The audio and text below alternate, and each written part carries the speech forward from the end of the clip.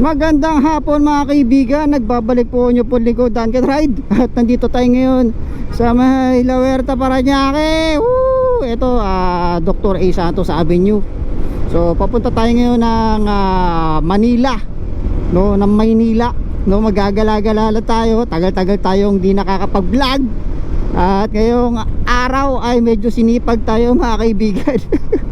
Papansin ko kasi sa akin channel na di na pala ako nakapag-upload. So matagal na yung huli kong upload, yung pang tumugtog kami sa may C5 extension, no, kasama yung mga trashers. Pero ngayon at ginanahan tayong gawa ulit ng video para sa inyo mga kaibigan. At napaka-traffic, napakainit, grabe, medyo mahangin ngayong araw, napakainit. So mga kaibigan, nandito tayo sa Ross Boulevard, no? At nung isang araw gamit ko yung C900. Tapos nandito ko sa Ross Boulevard, edi syempre in-accelerate ko, narurot ko, napapansin ko parang nabibilo ko siya hanggang 4,000 RPM lang siya. Sabi ko, ba't yun parang nalo-lost power? Kahit anong pigang gawin ko, parang nabibilaukan siya o ewan. Sabi ko, ba't ganun? Parang may something, no? Parang may problema sa clutch o sa fuel pump motor o somewhere. So ngayon, dinala ko sa EA Ninja, and then later on chinek namin yung fuel filter. Ayun, napakadumi.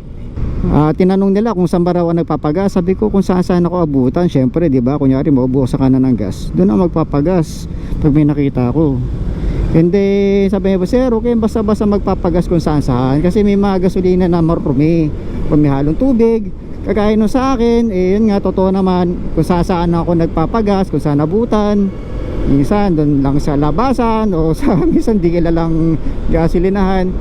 Yun nga, pagtingin namin doon sa fuel filter, napakadumi. Oo, tinatakbo pa lang na motor ko mga 11,000.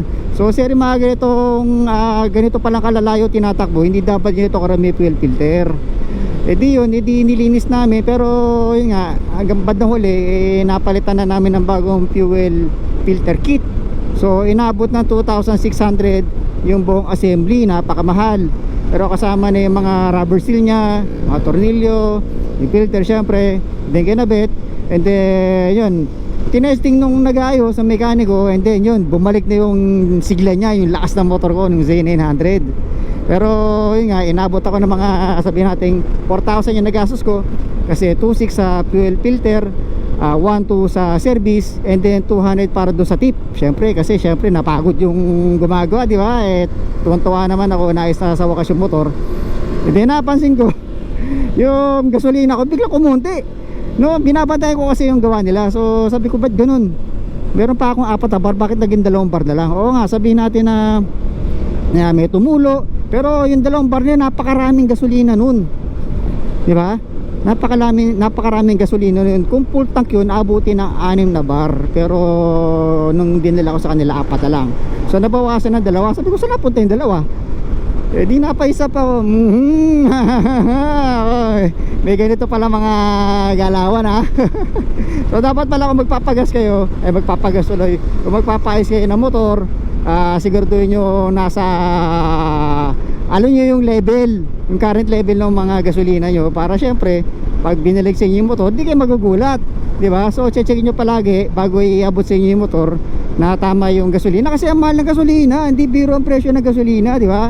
Iniinda na natin bawat litro ng presyo ng gasolina kasi talaga napakamahal. So para sa akin, yung 2 bar na yun, mahalaga para sa akin, no? So sana naman yung mga gumagawa, ibalik naman ng tama yung gasolina doon sa motor pag tinanggal niya yung tangke. Kasi mahal ng gasolina, lahat naman tayo apektado, di ba?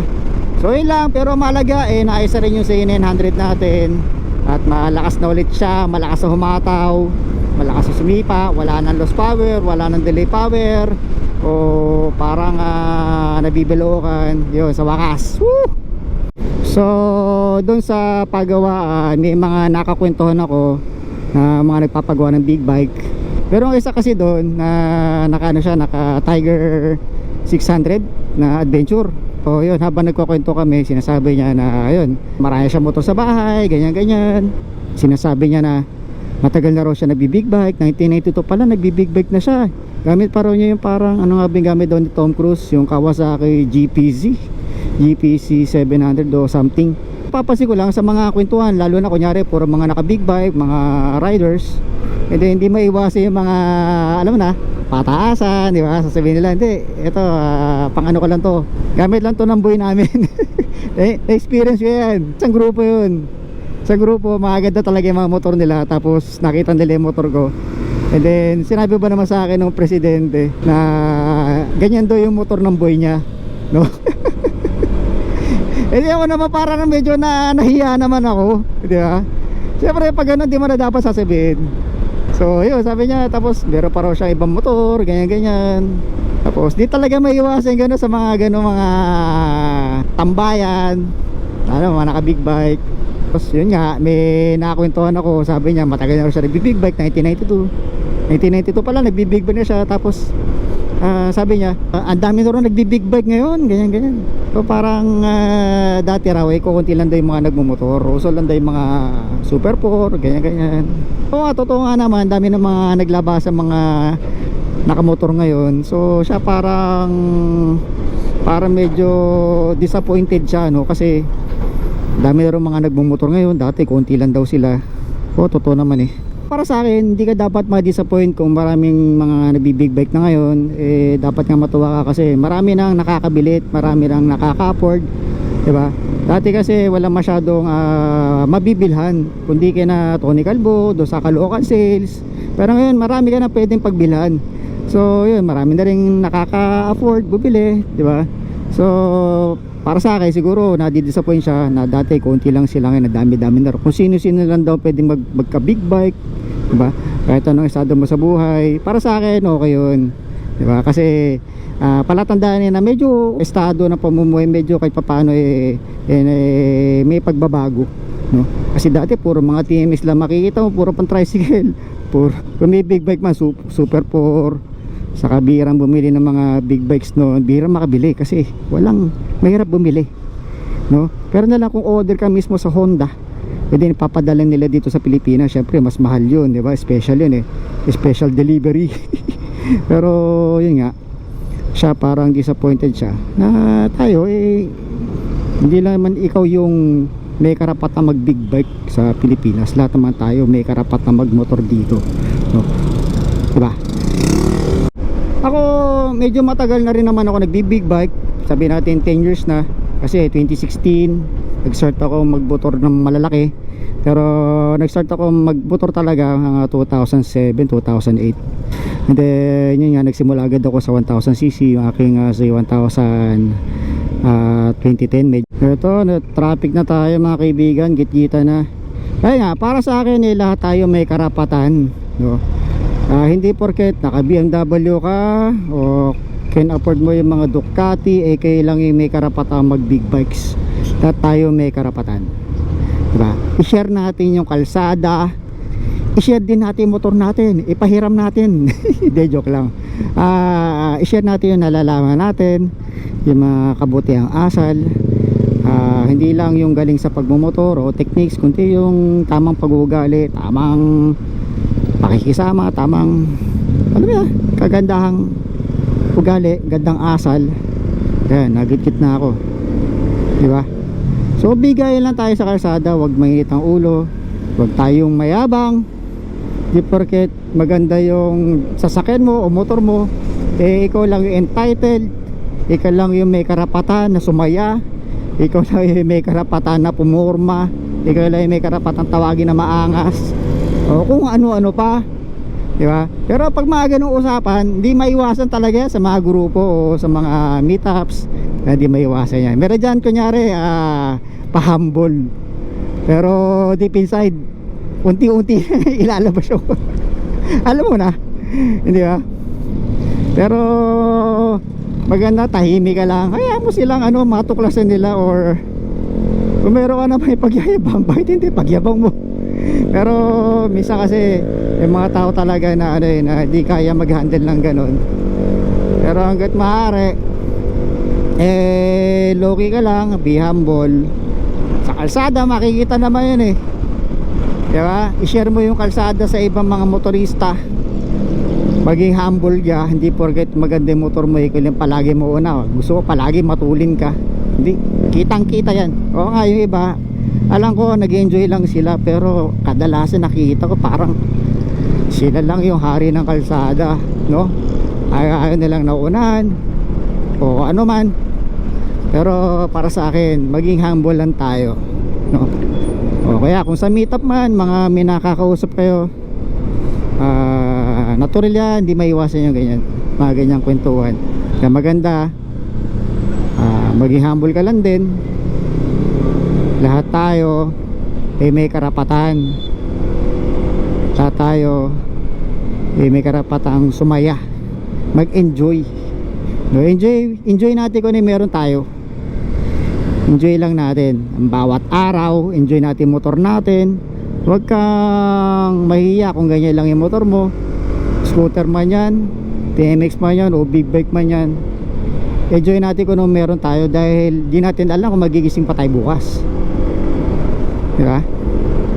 Enjoy natin ang bawat paggising. Napakasarap mabuhay. Huwag lang tayo masyadong mataas yung standards, o mataas yung ambisyon, no? Sobrang taas, no? Kasi pag ganun, hindi ka matututo maging masaya eh. Kaya para sa akin, enjoy mo kung ano meron ka. Kung ano lang yung maabot mo, be thankful. Marami nga dyang ibang tao, di naabot yung naabot mo, diba?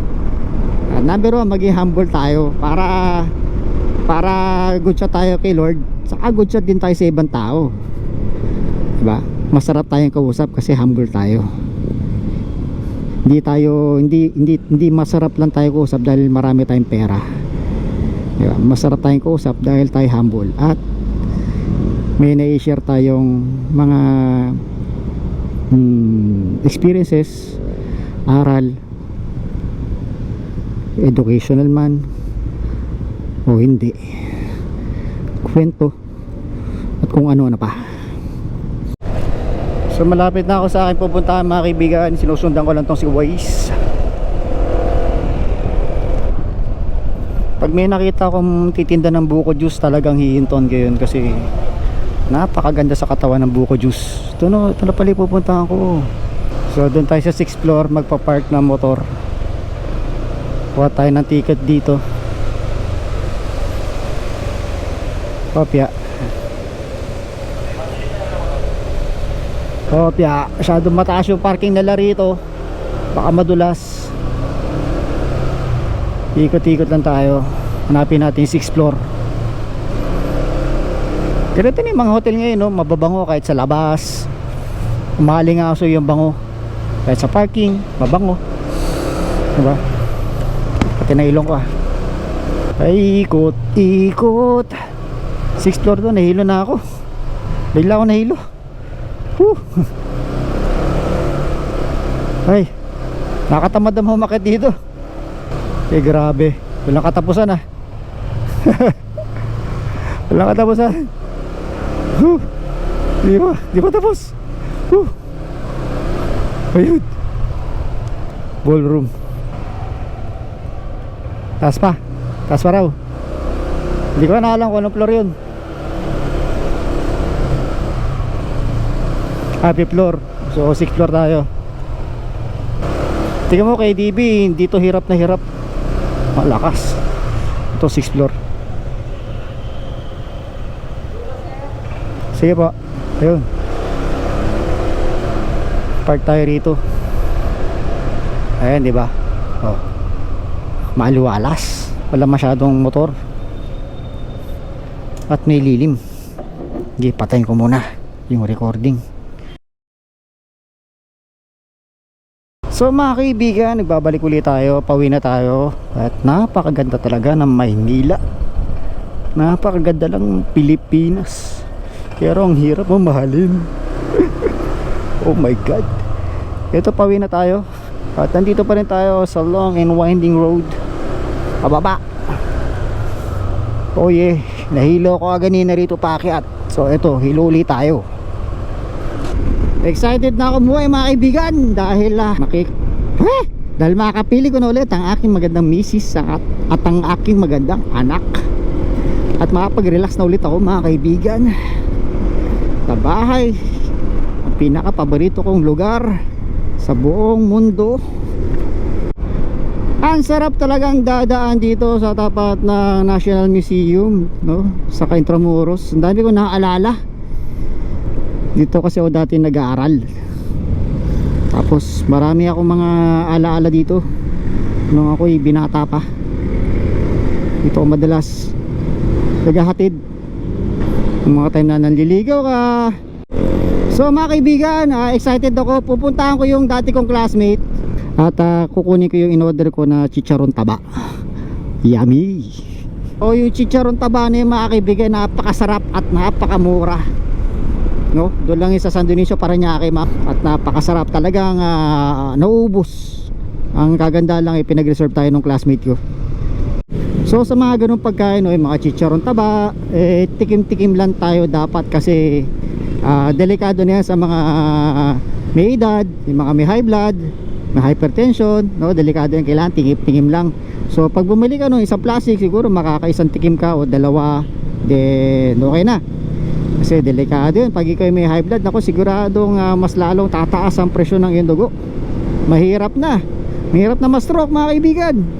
Mas maigi na yung mas maigi na yung healthy ka. So yung chicharon doon sa may San Dionisio talagang mabilis maubos. Nakakatuwa lang kasi pinag-reserve ako ng classmate ko. Actually sabi ko nga 10, order sana ako ng 10, kaso 6 na lang daw yung natira, no? Siyempre gusto niya rin siguro bentahan yung iba, no? Parang pinapakyo ko na yung paninda niya. Para limited lang daw, kasi limited lang yung pwede nilang i-produce. So yun, sabi ko 10 sana, kaso sa 6 na lang daw. Pero okay lang, marami pa naman next time. Yun, bibili ako noon, tapos i-stock ko lang sa bahay. Hindi ko siya ubusin. Ako, mahirap ubusin yun, nakaka-addict yun. Tayo, takot pa naman tayo sa mga ganyan mga masisibo na ano pa na, yung pampa-high blood. Ano lang tayo dyan, tikim-tikim lang tayo. Kumakain tayo pero tikim-tikim lang. Hindi tayo yung maabuso na talaga pag nasarapan ubusin, hanap-hanapin, bibili agad para kumain ulit. Hindi tayo ganon. Ano kaya motor to, no? Ano? Opya. F850 ba to? F850. Maganda yan. Kaso mataas. Hindi lang mataas yung hindi lang mataas para sa aking height, no? Mataas pa sa presyo. Ito na tayo sa sakto at sulit, di ba? Dahil hindi tayo ubos biyaya, no? Hindi tayo puro forma lang. Kailangan meron tayo palaging katabi para sa ating pamilya, no? Para kung may hihingin si misis, meron tayong may bibigay. May kailangan emergency, may pagkukunan tayo, di ba? Hindi naman sa pagmamaano, no? Para sa akin, kaya ako kinuha sa C900 kasi lahat para sa akin nasa kanya na, di ba? Sulit na, maporma na, malakas na, at pa ng mga features na gusto ko dati na wala sa mga naging motor ko, nandun na, no? So hindi ko na kailangan pa na ibang motor, no? So ako kasi nanghihinayin kasi ako sa pera. So para sa akin yung C900 is napakasulit na ng motor, napakalakas na, napaka reliable, magaan yung, kasi basta para sa akin magaan siya, para sa laki ko, di ba? At para sa akin napakasarap niyang i-ride, napaka smooth kumbaga. So sa akin, syempre ako nanghihinayin ko sa pera. Although hindi naman sa pagmamano, although kaya ko naman bumili na ibang motor, pero syempre ako yung nanghihinayang ako kasi alam ko hindi lang yun yung priority ko, marami pa ibang priority sa buhay. Pero kung may pera kayo na kayang lustayin, bahala kayo sa buhay nyo, gastusin nyo yan, pera nyo yan. Wala akong ano dyan, no? Kayong bahala dyan sa buhay nyo, bahala kayo sa buhay nyo. Pero para sa akin, yan ang gusto kong bilhin. Para sa akin, yan ang rapat. Kaya kung saan kayo masaya, suportahan ko kayo. Yung big bike nga eh, hindi ko nga madalas nagagamit. Minsan nga parang gusto ko na siya ibenta kasi mas magamit yung scooter, di ba? Minsan nagdadala isip ako, pero sabi ko hindi, baka mamaya pag binenta ko yun eh, maingit na naman ako sa mga nakikita ko mga naka big bike, baka bumili na naman ako, eh di sayang lang, di ba? May motor na nga sana ako, binenta ko pa. Pero para sa akin isa sa ngayon is for keeps na siya. At di na ako naghahangad ng iba pang motor kasi nga di ko na nga magamit yung motor eh. Bibili pa ako na mas mahal, di ba? Parang hindi na tama yun. Magagalit na sa kanya asawa ko. Saka syempre para sa pamilya ko hindi na tama yun. So marami ibang priorities, mas marami pa ibang mas mahalagang bagay. Yung motor para sa akin eh, source of ano yan, parang stress reliever ko yun eh, source of happiness ko na rin. At nagagamit ko na rin naman siya pag, di ba, pag pupunta ako ng mga malalayo. Kaya para sa akin nagbi-bike na lang ako para kung kailangan pumunta ng mga malalayo, mag-expressway, eh meron akong gagamitin. Kaya hindi ko rin siya mabenta-benta. Pero para sa akin eh, paano pa yung ano pa silbi ng Duncan Ride kung wala na yung paborito natin motor, di ba? Although meron tayong scooter, para sa akin siya yung mahalaga. So kaganina yung jeepney driver napakabait at tinanong niya kung kakasya ako, kung hindi raw tatabi niya raw yung sasakyan, yung jeepney niya. Napakabait ni Manong. Hindi ko lang na video, nakakatuwa. Hindi naman lahat ng ano may itang ulo. Marami din dyan na cool lang, no, mababait, kagaya ni Manong kaganina. Hindi ko lang na videohan, pero saludo ko si Manong, ang bait mo. Hindi lahat may ganong ugali, no, yung ganon good vibes, di ba? Ito akala ko parisan, pero sa tuwing nakakita ko ng parisan parang natitimpa ko eh. Hindi na kasi ako nakain ng pares kasi nga, di ba, hindi na pwede sa atin yung ganon. Although pwede pa naman, pero syempre gusto ko lang palaging healthy yung kakainin natin. Ginagawa ko, tinititigan ko na lang, pero di ako bibili, di ako makain. Masarap yung pares ha.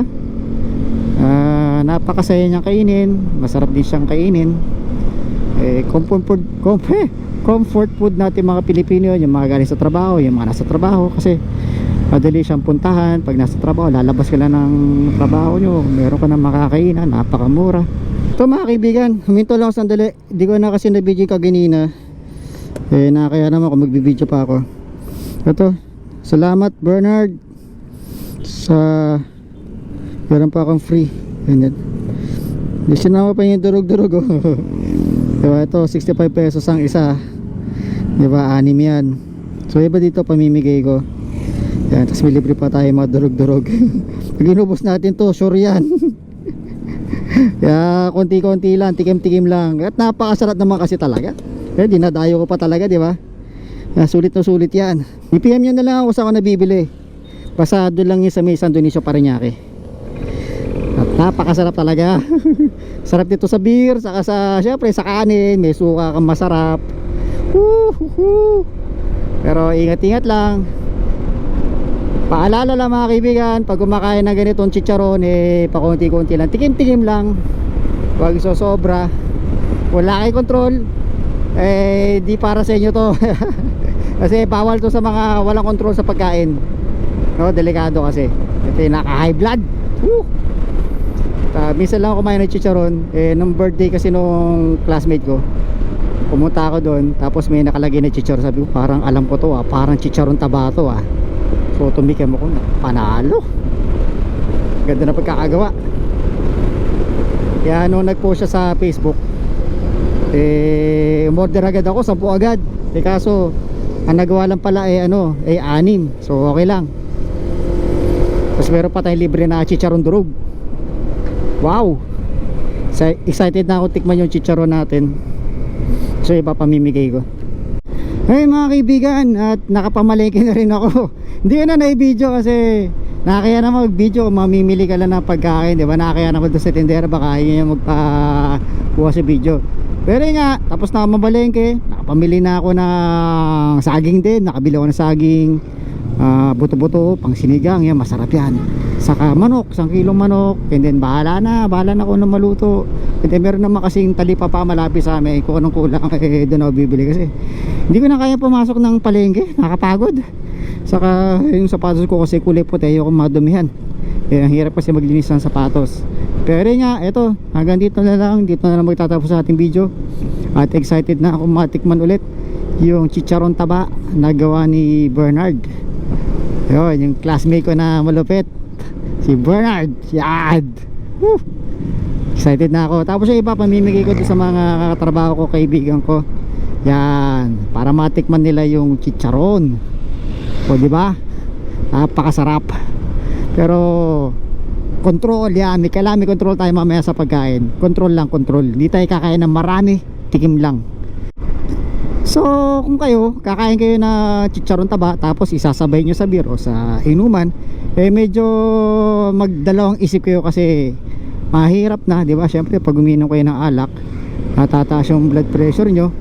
Tapos lalo na pagkakain kayo ng pulutan na example, yung chicharon taba, sa sarap ng kwentuhan nyo, nakakalimutan mo na, nakakarami ka na pala.